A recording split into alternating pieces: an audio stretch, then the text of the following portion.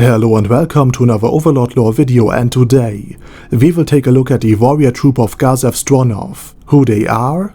how they fight, what their status was, and how they affected the former Kingdom of Re-Estize. But before we do so, I say thanks to my Patreons for supporting this channel. Furthermore, if you haven't seen my video on Gazef Stronoff himself yet, then you will find the link to the video down in the description. So, Gazef Stronoffs Warrior Troop, or rather the Royal Warrior Troop of Re-Estize, for it is directly commanded by the King Ramposa the Third himself,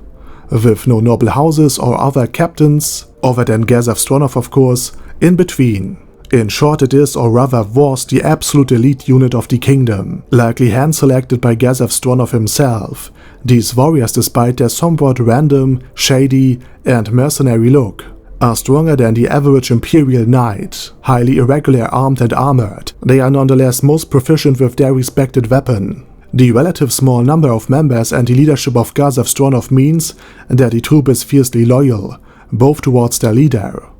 and to one another, and thus can almost intuitively interact with another. Everybody can rely on everybody else, meaning that within the unit complex maneuvers can be undertaken, maneuvers that would be impossible to do for the peasant armies of the kingdom. This high morale and commitment, and the willingness to ride towards their almost certain death, if necessary, was demonstrated during the very encounter with the Sunlight Scripture, and it just shows how loyal they are and how serious they take their task of protecting the kingdom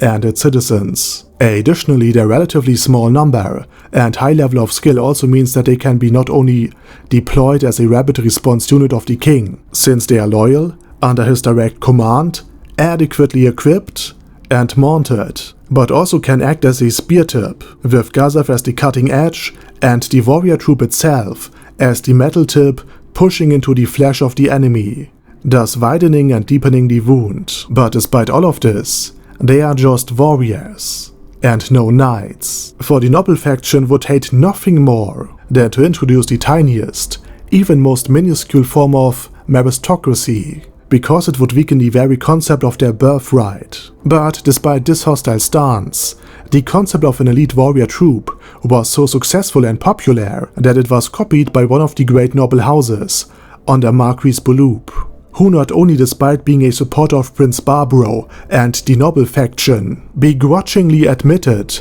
that professional soldiers are worth the initial investment in time, equipment, and the fact that manpower would be diverted from working the fields most of the year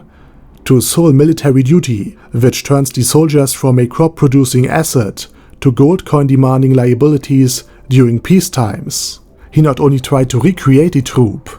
but significantly expand its numbers. And while they are still a bit weaker than Gazef's original troop, thanks to their training and equipment, they would be able to decisively defeat Gazef Stronoff and his warrior troop of 50 men. Now, beating a foe that you outnumber 100 to 1 isn't usually an achievement, but considering that Gazef Stronoff is among those enemy warriors, and that he is estimated to be well worth at least 1,000 men by himself, it is still quite remarkable. Now, the author Mariama also stated that without Nezaric's appearance and Prince Zenek in command, it would have been possible to beat back the Empire, and this militarization and the onset of professionalism might have very well been the decisive factor in this turning of the tables. A professional royal army, especially one with the home terrain advantage, and maybe even stationed behind the triple walls of Irantel, could perhaps hold off the Empire's onslaught. Before its alliance with Ainz ul Gaun, the Empire of Baharut had never committed more than 40,000 men, or 4 of its legions. And with 5,000 professional soldiers already there, and the opportunity to still recruit more, the Empire could be decisively defeated, thus giving the kingdom room to breathe, especially because maintaining a small professional army, and more importantly supplying it, doesn't put nearly the same strain on the feudal economy than having to support more than 200,000 peasant soldiers for months at a time, while the same men are now missing during the harvesting season. And with that said, I say thank you very much for watching, and special thanks to Adam J, Al Capone, Andy, Angel of Death, Bad Guy Yi,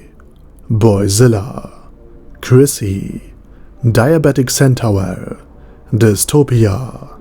Elika Birch Leaf, Phalis Catus, Feral Shivan,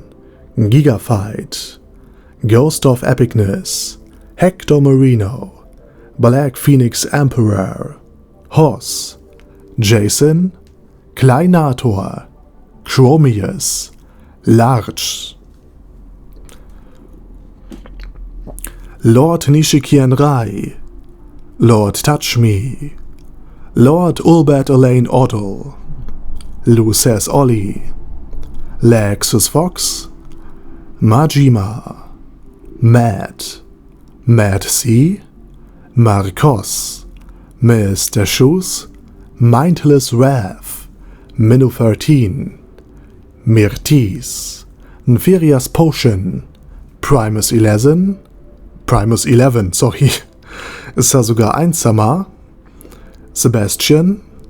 Shadow Lightning Wolf, Surge, Sparkly Unicorn, The Orc Warboss Rock Ed Smasher, Vash Hawkeye, Zoggo Bane of the Lot, and Zonagon. Thanks guys. Anyway, have a nice day. Over and out.